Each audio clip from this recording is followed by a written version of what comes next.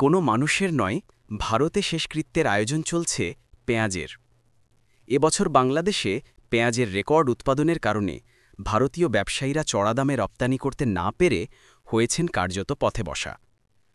KG 2 রুপিতেও কেউ পেঁয়াজ কিনছে না দেশটিতে। সেই হতাশা, রাগ, ক্ষোভ থেকেই অভিনব এই প্রতিবাদ।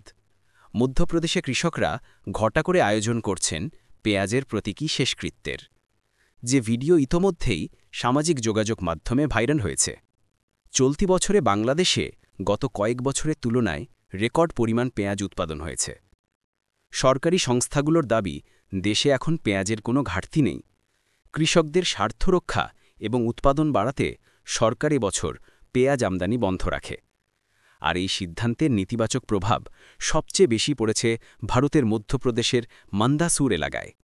দাম না পেয়ে এবং বাংলাদেশ নামের বড় ক্রেতাকে হারিয়ে স্থানীয় কৃষকরা তাদের ফসলের প্রতীকী অন্ত্যেষ্টিক্রিয়া করেন। বাংলাদেশের বাজারে যখন নতুন দেশি পেঁয়াজে স্বস্তির হাওয়া বইছে, তখন সীমান্তের ওপারে এক ভয়াবহ চিত্র। মধ্যপ্রদেশের মান্দাসুরে পেঁয়াজের দাম নেমেছে ঐতিহাসিক নিম্নতম পর্যায়ে। কেজি প্রতি মাত্র 2 রুপি, তবুও মিলছে না ক্রেতা। ক্ষুব্ধ কৃষকরা রাস্তায় পেঁয়াজের বস্তা ফেলে